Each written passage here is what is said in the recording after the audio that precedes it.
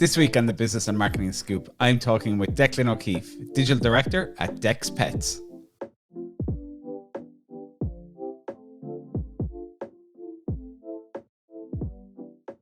Welcome to the show, man. Thanks for having me, Mark. So, Declan, you're the Digital Director of a company called Dex Pets, e-commerce pet platform. I must say something kind of close to my heart. I have a border collie at home who I love very much, and we realise how much money gets spent on the border collie every year. It's crazy. It's crazy. I think sometimes people spend more on their pets than they do the kids. I think it's worth. I think there's the Irish pet market around 240 million or something like that. Something like that. Yeah. And it's funny, when I was in uni, I wrote a dissertation on how the pet industry is recession proof. And like I got an A in it as well. And that was years ago when I was working for Pet Mania as like a sales assistant in Wexford. But it survives and it's thriving. And I think in Ireland, people tend to spend their money more in pet stores than they do the supermarkets, say in the UK. Yeah. I think even a place like Cork, the population isn't massive if you compare it to a UK city, but there is billions of pet shops. You could be 3 maxi zoos, a couple of Pet Manias, a couple of pet stops, and it shows you how well the Irish pet market is doing. Whether the bubble will burst, who knows? But it's good fun. It's a very interesting space. It's definitely a growing one. So I don't know about bubbles bursting, I'd say, but there seems to be a lot of growth in the space. So how did you end up in the business, and how did Dex Pets get started? Yeah, so rewind. Obviously, I do have a bit of a Southern English accent. So we moved here in 2006, right at the end of the Celtic Tiger. Great time. Yeah, born and bred in Hastings in East Sussex. Dad's Irish, mum's English. He wanted to come back to Ireland for a better life. I think he saw the Celtic Tiger and he was like, I want some of that. We couldn't afford Dublin, which was where my dad's originally from, but born in Cork, and decided on Wexford. And he stumbled into the pet industry. So he worked for Pet Mania. He opened up the store there in Wexford. And then I worked there as a sales assistant through my Leaving Cert and uni. And then from there, I did my Leaving Cert, did uni. I left and went off to London. I lived in London for 5 years, met my now wife, and then we moved to Australia and I worked in Sydney. I worked for a few tech companies over there, e-commerce tech companies, payments platform on the sales and partnership side, but learnt a lot. And then my dad got fed up with the industry, working for the big boys, and just said 5 years ago, right, I want to open a shop in Wexford. Let's do it. Mum and dad put, I think, 10 grand of their own money in, got the premises that we still have to this day, and went for it. And locally, it's been like a wild success. I would say we are the busiest pet shop in Wexford. Don't quote me on that, but I'm just I think so. But the whole store was built on the local community. It isn't the prettiest store in the world, but it's completely functional, always fully stocked. Staff are absolutely brilliant. We have a number of sales assistants as well as my parents that work there. And it was built by the community as well. So my dad constantly, donated to charities, the local animal shelters, free delivery across Wexford. Throughout COVID, he was delivering to people in isolation. And from there, it just grew locally to where we've got 6,000 or 7,000 on Facebook, which is predominantly our local base, where my parents are getting pinged left, right and centre with messages. Can I book my dog in for grooming? That's how the store was built.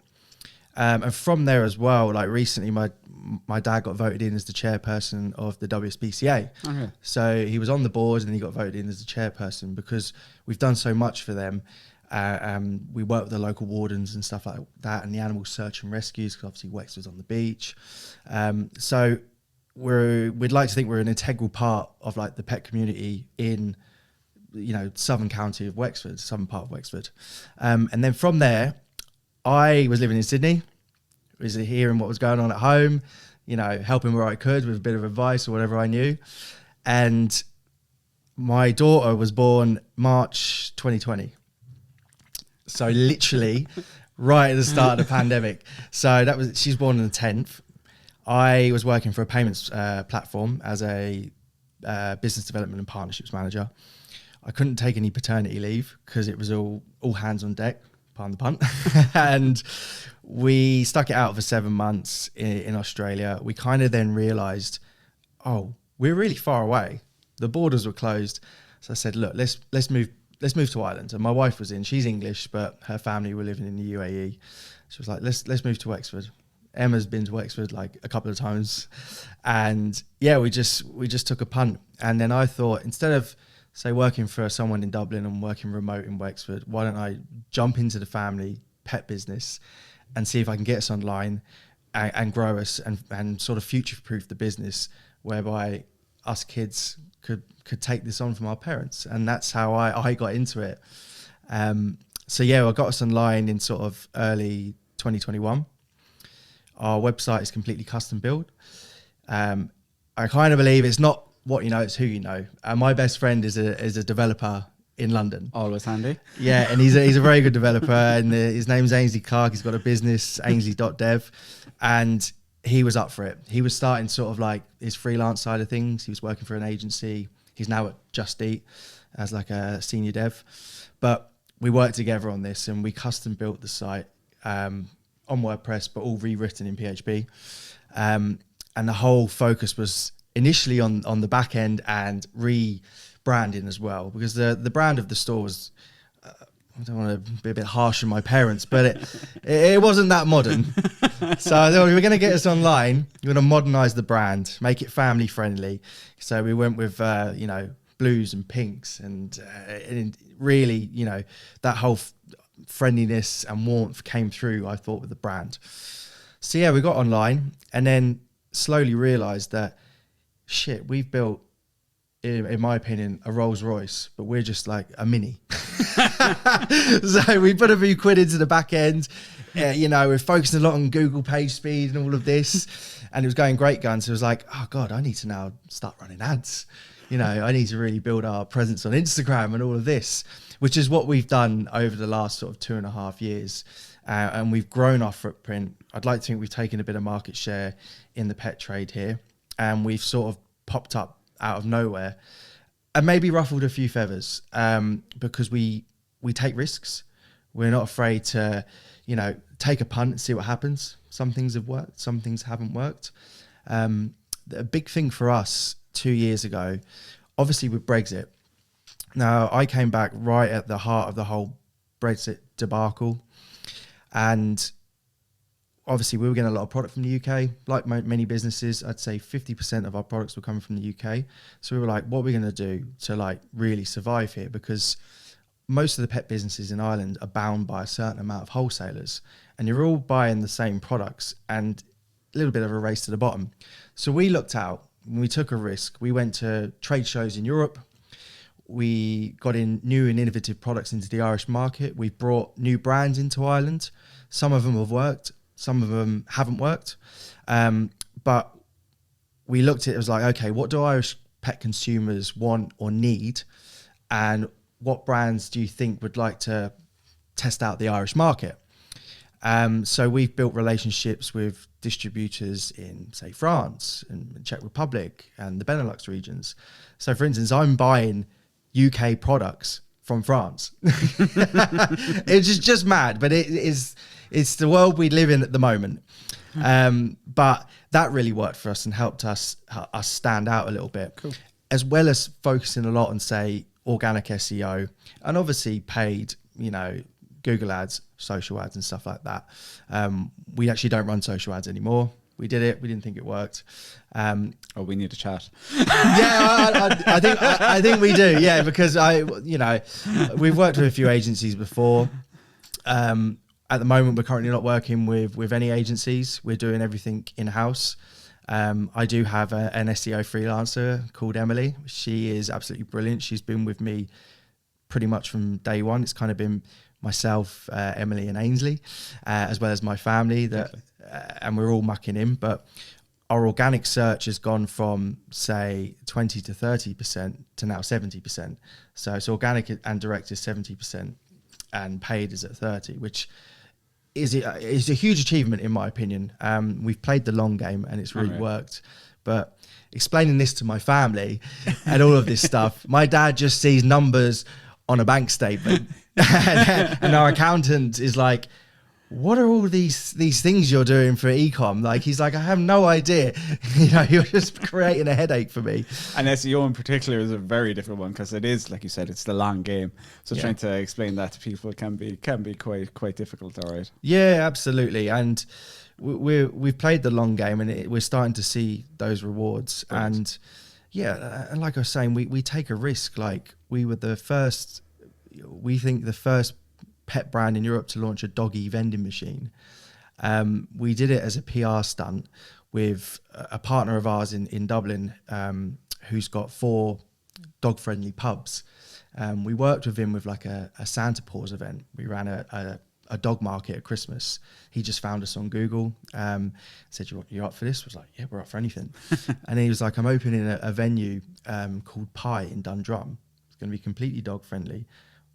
What could we do? We kind of came up with the concept of a doggy vending machine. So it's literally a vending machine with dog products in, a few toys and treats.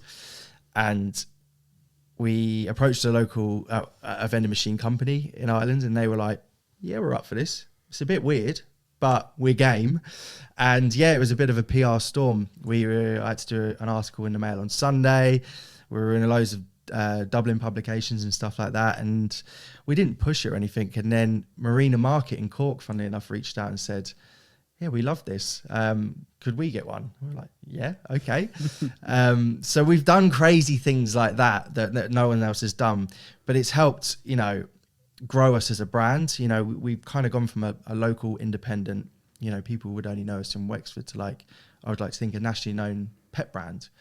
And then off the back of that, we've started winning a few awards, and the hard work and the capabilities technologically when it comes to the website are shining through now, and people are seeing that. Like, we won best startup website of the year at the Ecom Awards in Dublin. Fantastic. Yeah, it was wild. That was back in September, and then we were actually nominated for overall website of the year. And there was Pet Stop were in that, Brown Thomas and a few others. And that was a surprise one at the end of the night. They were like, we've got an announcement, we're going to do a big one, best overall website. And we were in there. We didn't win, but just to get nominated was just like, Jesus. Unreal. Yeah. Like, okay, we're doing something right. But yeah, it's crazy. It is full on. Fantastic, man. So I suppose there was a lot of change for you so early on. So you the kid, you moved out of Australia, you came back, there was a brick-and-mortar retail store, and you're like, okay, we're going to take this brand, we're going to move it online and grow it. Yeah. How, just personally, how did you handle all that change so quickly? It sounds like there was a lot going on. Yeah, sometimes not very well. Like, I'm not, a lot of people talk about mental health these days, which is absolutely brilliant, particularly, around men's mental health. And I've struggled with my mental health over the years. I've been in jobs where it's a work hard, play hard mentality, and it can really suck you in. And then coming back to Ireland, it was like a bit of a fresh start for me. And yeah, there's been ups and downs. I've got 2 young kids. I've got my daughter will be 4 next month, and my son will be 2 in April. And juggling that as well with my wife, who has never lived in Ireland. She doesn't have her family around her. It's been tough. And then, working with family as well. Like we always say, we treat each other like family and not colleagues. Like, some of the arguments you have with them, like, I would have been sacked in any other business. You know what I mean? Like, it's just crazy, the effing and the blinding. But at the end of the day, you just get it over with, and then you crack on. Like, we've all got our own lanes, and then we all come together to come up with these crazy ideas and these new initiatives. But I'm sure if you've ever worked with family, it can be really full on and tough, especially when, you're always constantly around each other. It's unavoidable. Like, you have to sometimes switch off when, for instance, now there's 3 grandchildren. My brother's got a child as well. So if we all go out, we have to, not talk about work. Like, my mum would be like, my mum runs all the social media, which she learned from scratch. Yeah, this is a 52-year-old woman that's, got a ridiculously engaged social media audience, but she'll bring that up. But like, we were out the other day, we went to a wildlife park in Wexford, and she'll bring up something, and I'm like, no, No work. I'm not in the mood. like jog on, leave me alone. But yeah, it's a balancing act that we're still learning as a family. We've got staff members as well. We've got people that work in store. We've got sales assistants that have been with us for years. They're kind of been like the unsung heroes of the brand. You know, they don't want to get out in front and do things like this, which is completely fair. But yeah, it's a wild ride that keeps going. Brilliant. So when you came back, so obviously the brick and mortar business had been going a while, the retail store. What were the first steps you took when you decided, right, we really want to push online, we really want to grow a national brand? How did you approach that? Yeah, so initially it was when I was still in Sydney, working for a payments platform. We kind of knew that we were going to leave Australia. So we were starting the building blocks there. Like, as I said, my parents had no clue when it came to online. And my knowledge was limited, obviously. I knew, a little about a lot, as I say. So I knew that the government were giving out grants to get small businesses online. So we applied for that grant and got it.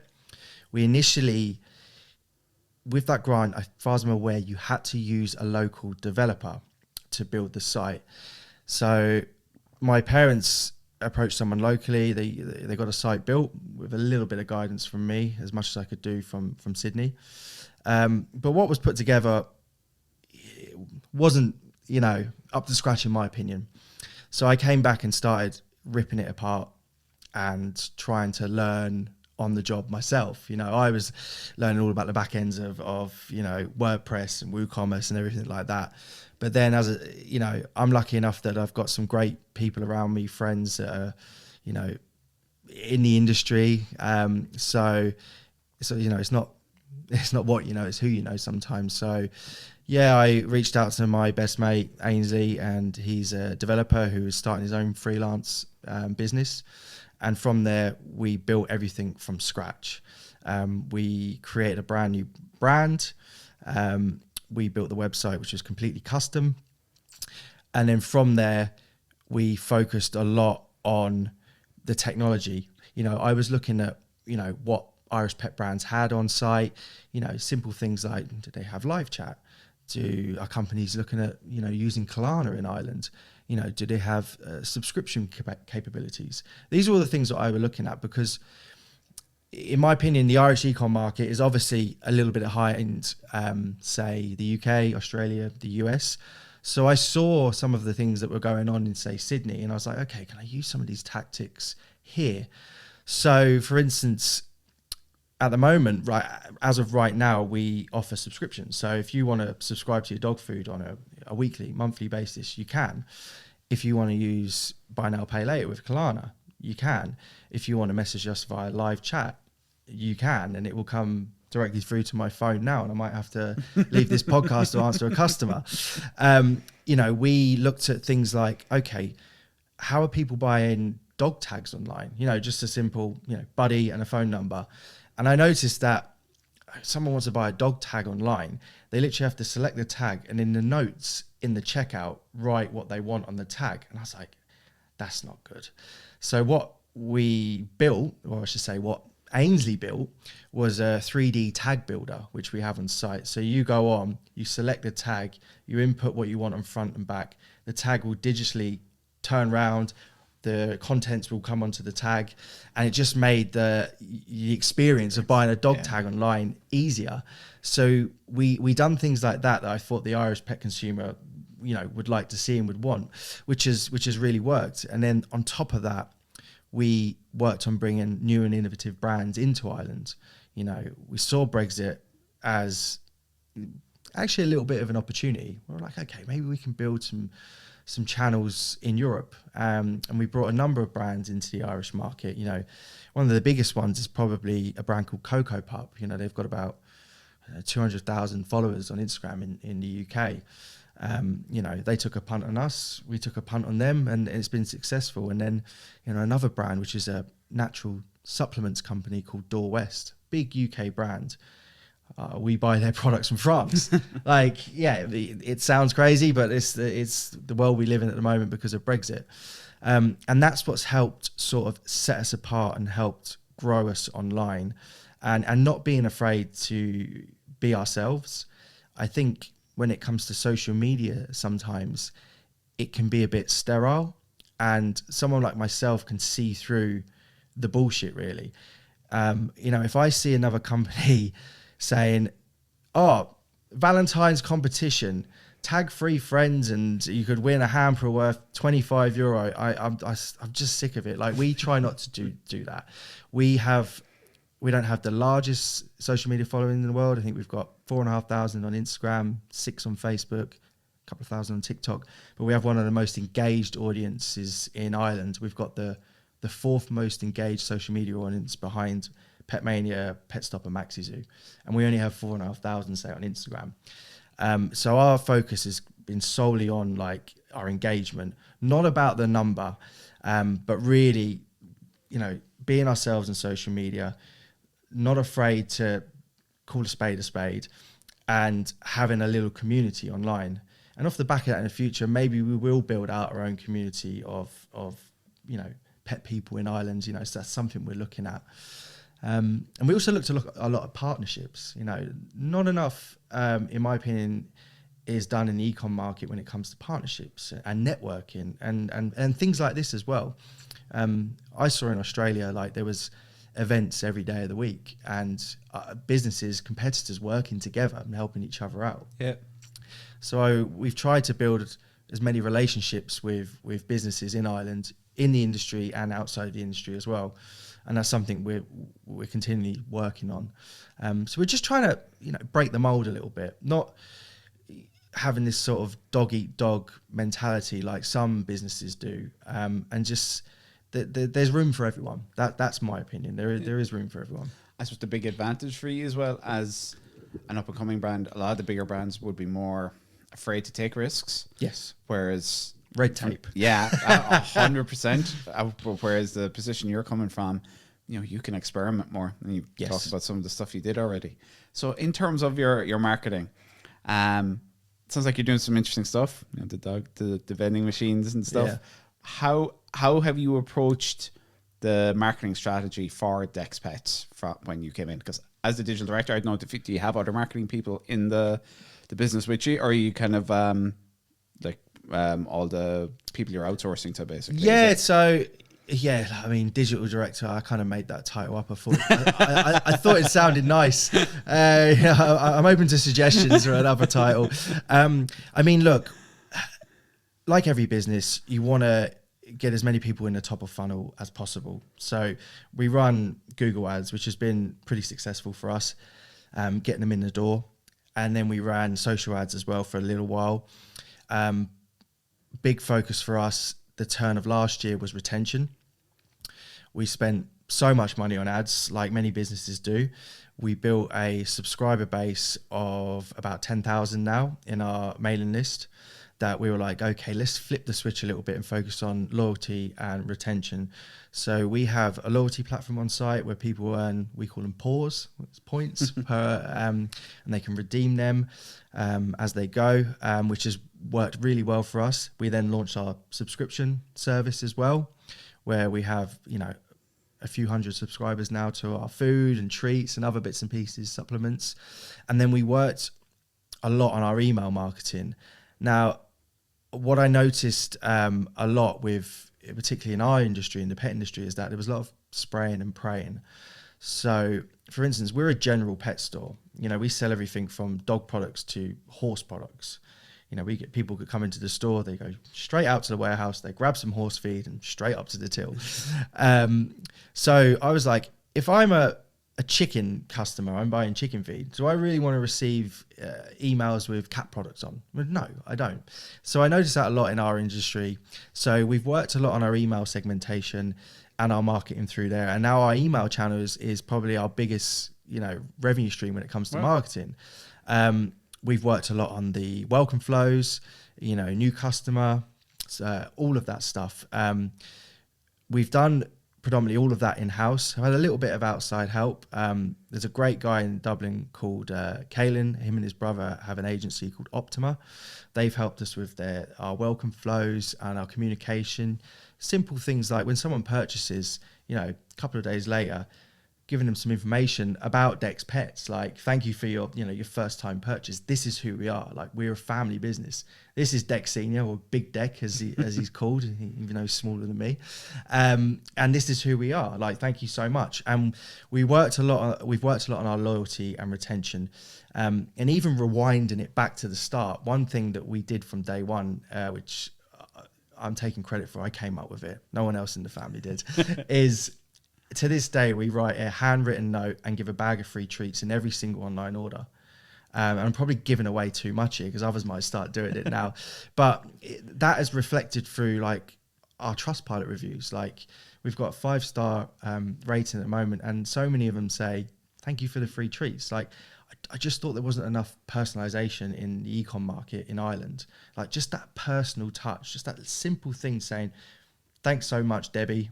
Have this on us. And we do that to this day. And it's probably been our biggest, our best marketing tactic that we've done over the last 3 years online. Like, it's just those simple things that have worked for us. But in the last 12 months, email has been huge for us. It's something that we've put a lot of focus in. And my brother, he left his insurance job. It was like, we need more help. And he's come in and learned email marketing as well as other bits and pieces, like completely from scratch, and he runs all of that. But we've worked a lot on road mapping and stuff like that. It was always, you know, we were just chasing our tail all of the time. Like, we'd just come up with an idea and go, yeah, post that on socials. But we've worked a lot with like our SEO freelancer Emily. We've done all of our keyword strategies. We've got content plans for this year. Like, we know what people are searching for in Ireland, so we've got plans around content for that, whether that would be a blog, or that would be a reel, or that would be just a post on Instagram. So we're now working a lot smarter, which is great. It takes a load off as well. We're not always chasing our tail. We're not always panicking. We've got a bit of a roadmap of, say, 4 weeks in front of us, whereas we're not behind. It's not Valentine's and we're like, oh shit, what do we do? Create a post. Get on Canva now, Joe. Like, my brother, get on Canva and make something. So yeah, we're now working a lot smarter. Brilliant. So let's look a little further out than 4 weeks. If we're looking maybe 4 years down the line, what are your goals for Dex Pets? In all honesty, people have said this to me before, and the whole thing is just to still be in business and still be growing. Like I said, we're a family business. There's my mum, my dad. My dad's in his 60. My mum's in her 50s as well. There's myself as the eldest, and then there's my brother and my sister that runs a grooming studio in store. I think the idea is that my parents can sail off into retirement and we can take on the business. Where that goes, who knows? Like, I'm passionate about online. I'm passionate about e-com. But if anyone ever tells you that bricks and mortar is dead, in my opinion, they're an idiot, because most of our revenue comes from our store. You know, it's about 70% of our revenue is in store. And I think if you have, the right product and right location, you can really do well with stores. So maybe we will open a couple more stores. We have looked into that. We were very close to purchasing one last year, but we pulled out in the end. It just wasn't right. Will we look into going into different markets? Potentially. We sell into the UK at the moment. We have a number of customers that, because of Brexit, can't get certain products in the UK, but they buy from us, and we ship that via UPS. We take a bit of a sting on the shipping charges and stuff like that. Maybe we'll do more of that. I think a lot of businesses are maybe too focused on the Irish market and not always looking out in the e-com world here. They probably look at the UK and think, well, maybe not. It's a bit saturated, but I think there might be opportunities there. The whole plan is to just have a sustainable business that the kids, i.e. myself and brother and sister, can keep running and keep growing. We've all got pensions out of the business. I've got a lovely pink and blue van that's parked up outside. So, my dad's got a nice pension from the business now. Like, it's running smoothly, but obviously when you have a small business, it can be very fragile. Like, we don't own our premises, we still rent. So I was looking at that like, okay, building the online, if everything fell through in store and we've got all this stock, we still have a website, we still have a brand that's growing nationally in Ireland. You know, we have customers that are on the Aran Islands. Like we would still have a business, because you never know what might happen when you don't own your own premises, you know. So I'd like to think we really have future-proofed the business. We've made it more sustainable, and in 4 years' time, we'll still be ruffling a few feathers and causing a stir, and hopefully I'll be doing more things like this. Fantastic. Brilliant, man.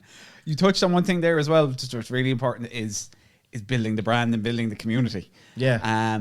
And that's something that can, you know, like your premises, okay, potentially could be taken away or whatever it is, but building a really strong brand and a really strong community, that's what's going to allow you to potentially open up in new markets or in new cities, new counties, and have a lot more success more easily. Because if you have that brand and that community built and established already from online, you know, those people are going to flock then towards the brick and mortar store then as well. Yeah, and I think as well in Ireland, like there's always been such a focus on Dublin, like, and so many great brands come out of Dublin. But you know, I know my accent is very English, but we are a proud Wexford regional Irish business. You know, moved here when I was 15, so I do class myself as Irish. But we like to think we want to fly the flag for regional, you know, businesses. Like, you know, cities like Cork now are absolutely thriving. There's so many cool businesses coming out of Cork. Like it's not all about Dublin now. And I think with the Irish population, what I've noticed, and I could be totally wrong, but I think they love to shop more local than say they would in the UK. They do support independent brands. They do support the small businesses out in the sticks. You know, in Wexford at the moment, you know, Wexford has one long main street, and I don't think there's an empty unit there. But you know, I'm in the UK a lot, family over there, and you see some of the high streets in the UK, and some of them are they're desolate, they're dead. Yeah. So I think Irish consumers, they really do support local, and I think that's really helped us as well. I think the fact that people pick up the phone to us and they're like, "Oh, I thought you were bigger than you are. You're just a family business in Wexford." Yeah, we're just a small business in Wexford, and we get such a good reaction from people. And even when you make mistakes, like, you know, something might have been out of stock and someone's ordered it. That happens, you know. You pick up the phone, you say sorry. Complete mistake on our part. You know, we're a small business, we make mistakes. Predominantly, everyone's so warm and lovely. They're like, fine. We're like, look, we'll send you some free stuff, like, and everyone's lovely. I think there's a big thing in the Irish population at the moment with supporting local and with looking after local communities that has helped businesses like us, you know, thrive and grow. And there's so many other good independent pet brands in Ireland that are not online. You know, there's pet shops dotted around in all the small towns in Ireland, and some of them are probably doing more money than us. Like they're just part of the local community, which you don't see in many places around the world. You know, I compare it a lot to the UK, and I think with the pet industry, people tend to maybe get their products more at supermarkets in the UK, whereas us, I think they like coming into store, having a chat, moaning about the weather, and buying a bit of chicken feed and a dog chew. And it's that bigger selection and the different brands they're not going to find in the supermarket as well. And there's a lot more to it. I think even just speaking from my own thing, you might pick up the odd dog treat in the supermarket, but if you're doing the bigger shop, you look on the website or go in store. And that's interesting. In the UK, you find that most of there's a big chunk of the purchasing is done in the supermarket. I did a comparison. My wife's from Preston, up in Lancashire, which is it's a city. Like, I don't think the population would be far off the size of Cork. And I was looking at it, and there is a Pets at Home, and then there's a couple of independents. But when you compare it to, say, Cork's got, you know, a couple of Maxi Zoos, it's got a couple of Pet Manias, it's got a couple of Pet Stops, it's got Pets Plus, it's got a number, and then lots of smaller independent ones as well. A crazy amount, and they all seem to be doing well. And I think that kind of shows you that Irish, you know, dog owners, cat owners, bird owners, they tend more to go to a pet store to to get that advice and to get their products there. And long may that continue. Like the supermarkets, they are getting more and more brands in. We see a lot of the wholesalers here in Ireland focusing a lot more on the supermarkets and getting pet brands in there. You can't compete with supermarkets.